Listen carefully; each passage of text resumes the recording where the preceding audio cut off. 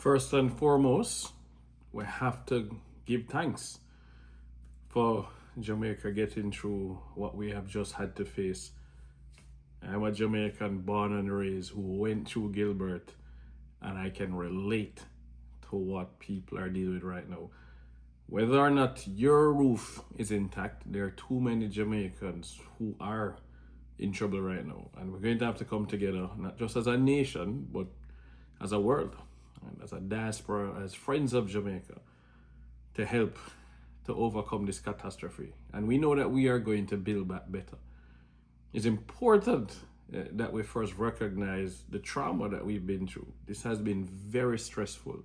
A lot of us are still trying to reach family members in different parts of the island, but especially the western side of the island. I am reaching family in Black River, friends in Montego Bay.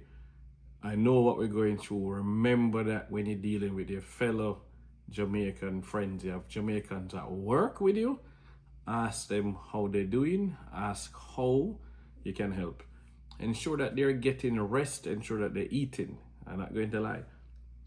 Whether or not you had anxiety before, a lot of us now have anxiety, and we're going to have it for an extended period of time. There are parts of Jamaica that had not yet recovered from Hurricane Beryl from last year, and they have now been hit again by one of the strongest storms in the Atlantic in history. Right? This is unprecedented.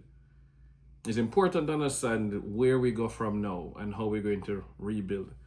I've reached out to Minister of Transport and Works, Daryl Vast, to ensure that the government, as soon as possible, can put out a video that explains the catastrophe bond that Jamaica has.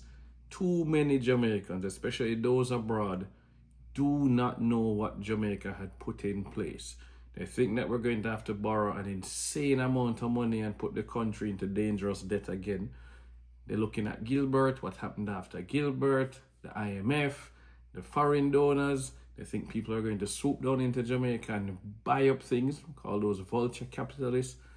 And we need to make sure that we remain calm and that we don't spread misinformation. And it starts with research. And one of the most important things to understand is that Jamaica executed 2 debt exchanges, and under 2 different political parties, the JLP and the PNP, we were able to reduce our debt to GDP ratio from over 147% of debt to GDP down to 64% and heading down to 60%. What that means is that less money that we were taking in as a government was being paid out for debt servicing. So it created what they call fiscal space. That money was able to be invested in infrastructure. In some cases, we even took that infrastructure public. This is a North-South toll highway, which is Trans-Jamaica Highway, listed on the stock exchange. We were able to take a Wigton wind farm public, and that allowed the government to get that off their balance sheet and don't have to maintain it, freeing up capital to go and do other things. So that is why Jamaica has been able to change. You saw the videos leading up to preparation, and some people thought this was not Jamaica. It's not the Jamaica I remember, because progress was taking place. Now here's the reality about the cat bond. Under Dr. Nigel Clark, who was Minister of Finance and the Public Service in Jamaica, Jamaica took out a catastrophe bond. It then renewed that bond, and I'm going to read exactly what was this bond, how it works, and now we've seen reports coming out of Jamaica about Unleash It. So it says Jamaica's catastrophe bond is globally pioneering the cat in a grid trigger approach, as we are in the first in the world to use this. So Jamaica is the first in the world to use a cat in a grid trigger approach. The cat in a grid trigger places a grid over Jamaica and surrounding waters, with each grid having a centralized air pressure threshold. Payout is triggered if a hurricane passes through a grid and has centralized air pressure at or below the threshold for that grid. Note, the lower the centralized air pressure, the higher the intensity of the hurricane.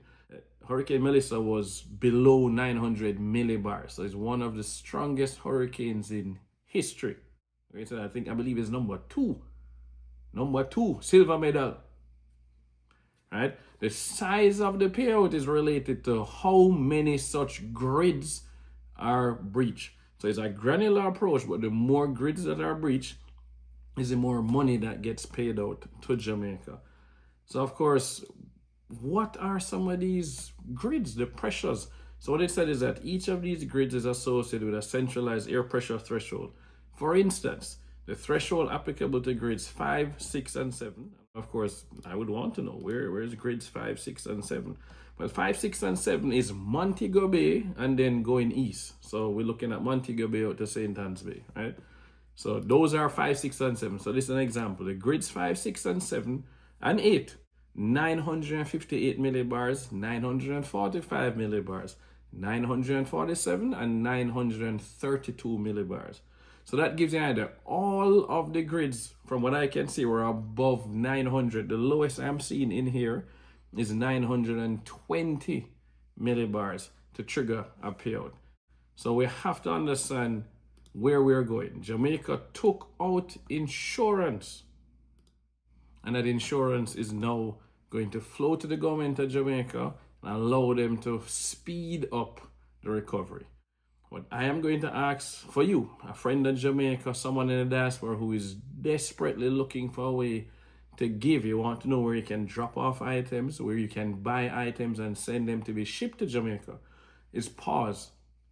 Think about how you can actually spend that same money in Jamaica with existing manufacturers and suppliers, because a lot of those items are already underground in Jamaica, closer to the people who need it.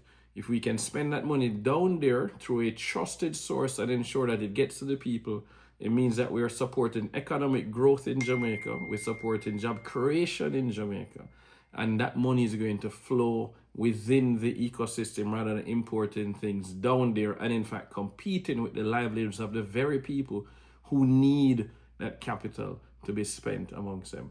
Some ideas I've seen online as well, on Twitter in particular, is the idea of booking Airbnb stays with no intention of staying there, but booking them in the affected areas in Jamaica. So you think about Treasure Beach, Black River, Montego Bay and out. You could book to stay there, right? We know the Airbnb is owned by a person in most cases and run by that person as an important part of their livelihood. I think that's a really interesting idea, and we need to really look into those options. But let's think before we run out and shop at Walmart and Costco and all these places and ship it somewhere to then ship it to the Caribbean. If it's already on the ground, let's spend the money on the ground. Prayers out to everyone who has family in Jamaica. We're still waiting to hear back from everyone. There's power loss in certain parts of the island, which has also contributed to the phones being down in some cases. People are connecting to Starlink thanks to companies like Flow. Information is going around about how to do that. But this is a very important time. We need to come together. We need to be united as one people, one country, one world. Thank you very much. Let's stay in touch. Let us support Jamaica, and let's ensure that we build back better.